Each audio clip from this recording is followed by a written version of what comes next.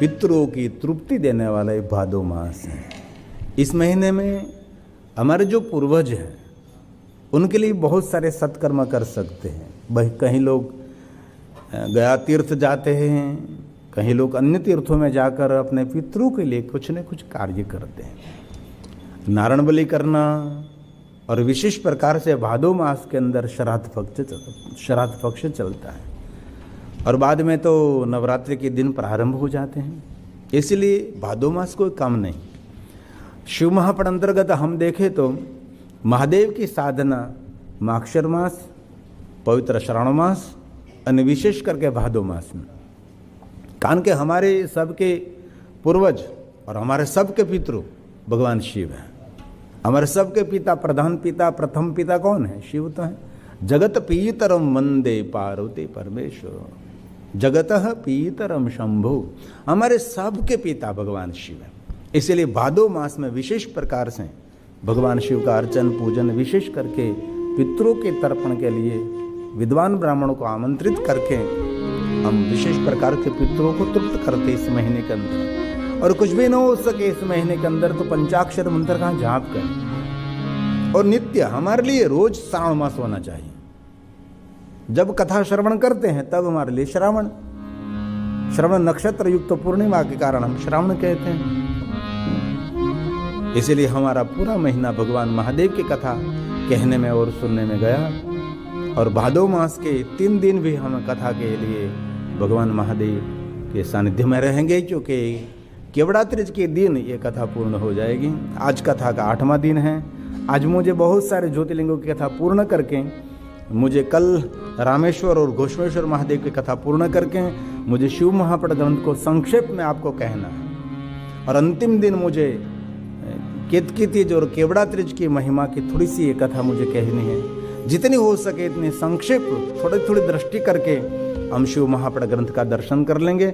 और इस कथा में विशेष करके हम ज्योतिर्लिंगों का दर्शन करते हैं तो सह्याद्री पर्वत पर भगवान महादेव भीमाशंकर विराजते हैं। 4000 फुट की ऊंचाई पर ये भगवान महादेव भीमाशंकर, घनघोर जंगल है। जंगलों के बीच में पहले तो कोई वहां जाता भी नहीं था और बहुत डर लगता था। वहां भीमरथी नदी भी है। भगवान शिव जी के पसीने से ये नदी प्रकट हुई, इसलिए इसको भीम नदी कहते हैं। भीम नदी इसीलिए वहाँ भमरगिरी गांव है, भोरगिरी गांव है, वहाँ छोटा सा गांव, इसका गांव का नाम है भोरगिरी, क्योंकि पर्वत को कहते गिरी। जैसे मेरी सरनेम भी है गिरी, तो जो पर्वतमाला में रहते हैं उसको हम गिरी कहते हैं। इसीलिए इस गांव का नाम है भोरगिरी। इसलिए भोरगिरी पर से लगता है भीमनाथ महादेव। भीमा नदी के नाम से भीमानाथ महादेव। तो वहाँ 2 हैं, वो एक ज्योतिर्लिंग भीमाशंकर है और एक गुप्त भीमाशंकर है। इस स्थान की बहुत बड़ी महिमा भी है। और इस पहाड़ का जो आकार है ये रथ जैसा आकार है, इसलिए उसको कहते हैं रथ चलयम, रथ जैसा उसका आकार है। इसकी इस पहाड़ की विशेषता एक महिमा है। और बहुत सारी कथा भीमाशंकर महादेव के लिए कही है। त्रेता युग में त्रिपुरासुर हुआ और उसने भगवान शिव का ही तप किया था। सभी असुर महादेव का तप करते थे और महादेव का तप करके उनके पास से शक्ति लेते थे और फिर देवताओं का ही नुकसान करते थे। कई लोग ऐसे होते हैं आपके साथ में रहकर आपका नुकसान कर सकते हैं। देवताओं, ये जो देवताओं के पास से शक्ति अर्जित करता था त्रिपुरासुर, महादेव की साधना की, महादेव की उपासना की, महादेव के पास से उसने मांग लिया 3 लोक का राज्य। स्वर्ग लोक भी ले लिया, मृत्यु लोक भी ले लिया और पाताल लोक भी ले लिया। 3 लोक के वो राजा बन गए और इतना बड़ा पद मिला त्रिपुरासुर को। लेकिन उसने जोड़ने की प्रवृत्ति नहीं की, उसमें तोड़ने की प्रवृत्ति, क्योंकि असुरों का स्वभाव है तोड़ना, दूसरों का अहित करना, दूसरों को नुकसान करना, दूसरों को दुख पहुंचाना। देवताओं को दुख देने लगा वो, निरंतर देवताओं को पीड़ित करने लगा, देवताओं को दंडित करने लगे। असुरों का ये स्वभाव। अभी भी असुर नहीं है ऐसा नहीं, अभी उससे भी भयानक असुर है। पहले तो असुर को पहचान लेते हैं कि बड़े बड़े दांत, बड़े बड़े सिंग, अब तो जींस पैंट में सूट बूट में मिलेगा आपको। कैसे पहचान? असुर एक मानसिक वृत्ति है। ऐसे बहुत सारे असुरों की कथा हमारे पुराणों में है। और सभी देवता मिलकर भगवान महादेव के पास गए और कहा, महादेव जी आपने उसको सामर्थ्य दिया है और ये हमारा सबका नुकसान कर रहा है और सभी देवताओं को दंडित करके पीड़ित कर रहा है। और सभी देवताओं के साथ भगवान शिव ने इस त्रिपुरासुर के साथ युद्ध किया। बहुत समय तक युद्ध चलता रहा, बहुत समय तक युद्ध चलता रहा। और कार्तिक मास पूर्णिमा के दिन त्रिपुरासुर का अंत हुआ, जिनको हम देव दिवाली कहते हैं। एक हमारी दीपावली, बाद में 15 दिन के बाद जो आती है उसको हम देव दिवाली कहते हैं। ये देवताओं की दिवाली हम मनाते हैं, जो कार्तिक की पूर्णिमा उसके दिन ये त्रिपुरासुर का अंत हुआ। त्रिपुरासुर के साथ युद्ध करके भगवान शिव जी कैलाश की ओर जा रहे थे, तो बीच में एक सह्याद्री पहाड़ आया। सुंदर रमणीय फल फूल से युक्त शांति प्रिय स्थान, सुंदर स्थान। तो भगवान शिव जी ने वहाँ विश्राम किया। इस पहाड़ पर विश्राम तो किया, लेकिन युद्ध से इतने थक गए थे, विश्राम करते करते शरीर में से इतना पसीना निकला, इतना पसीना निकला, 1 सहस्त्र धारा निकले, 1000 धारा, और वहां से नदी बहने लगी। कभी आपको वैसा प्रश्न होगा, कैसा हो सकता है विश्राम करे और अंग में से इतनी सहस्त्र धारा प्रकट हो सकती है? आप सभी को अनुभव। अभी आप कभी गहरी निंद्रा में सो गए तो आपका पूरा कपड़ा भी भीग जाता है, आपका बिस्तर भी भीग जाता है, इतना पसीना हो जाता है। बाद में आप जागते हैं, कह रहे क्या हो गया, सब कुछ इतना। ये सब कब होता है? जब गहरी निंद्रा में आप चले जाते हैं, तब अंग में से इतना पसीना निकलता है और रात को कपड़ा बदलना पड़ता है, इतना पूरा भीग जाते हैं, सब कुछ पूरा बिस्तर सब इतना। और ऐसा कभी आपके जीवन में हो तो आपको आरोग्य मिल रहा है। ये सबसे बड़ा काम है आरोग्य के लिए। शरीर में पसीना छूटना चाहिए। कोई भी तरीके से काम करो, प्राणायाम करो, व्यायाम करो, कुछ भी करो, लेकिन शरीर में से 24 घंटे में से एक बार शरीर में से पसीना निकलना चाहिए। जिनके अंग में से पसीना नहीं निकलता, उसको बहुत सारे रोग के द्वार खुल जाते हैं। इसलिए कभी आप थेरापी करने के लिए जाते हैं तो विशेष प्रकार से आपके शरीर में से पसीना निकालने के लिए बहुत सारी क्रिया करते हैं। कभी आपको बहुत बुखार आए तो आपने बुखार की टैबलेट ली, तो बुखार उतरने से पहले बहुत पसीना शरीर में से पसीना निकल गया तो बुखार उतर गया। इसलिए शरीर में बहुत सारा मैल रहता है, उसको दूर करना पड़ता है। ये आयुर्वेदिक एक पद्धति भी है। मुझे तो कहीं पसीना बहने के लिए जाना नहीं पड़ता, यहाँ बैठता हूँ तब पसीना निकल जाता है।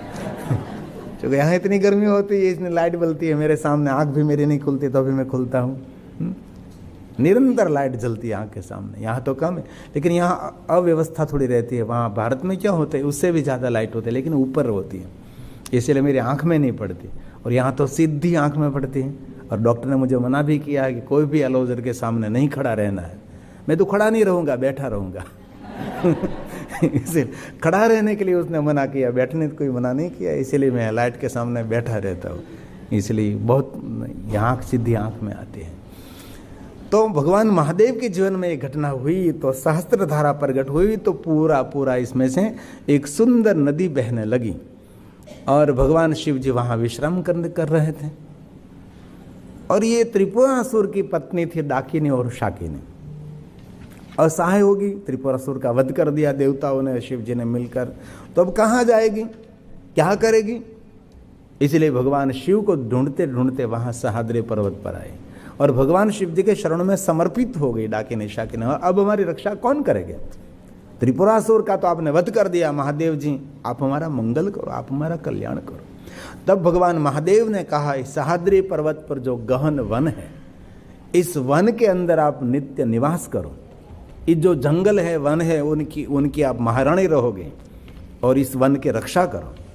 डाकिनी शाकिनी ने कहा, महादेव जी हम इस वन में निवास करेंगे, इस डाकिनी वन की हम रक्षा करेंगे, इस वन में हमारा निवास रहेगा, लेकिन हमारा सर्व मंगल करने के लिए, आपके भक्तों का हित कल्याण करने के लिए भगवान महादेव जी आप यहाँ सबके मंगल और कल्याण के लिए स्वयंभू ज्योति स्वरूप में भगवान महादेव जी आपका प्रागट्य होना चाहिए। इसलिए डाकिनी शाकिनी प्रार्थना से भगवान स्वयं महादेव जी जंगल में प्रकट रहे, वन में प्रकट रहे। और महादेव ने कहा है इस वन का नाम आपसे परिचित रहेगा, इसीलिए वन को कहते हैं हम डाकिनी वन। और मान्यता भी है कि रात्रि में और डाकिनी शाकिनी दोनों इस भीमाशंकर महादेव की पूजा करने के लिए अभी भी आती हैं।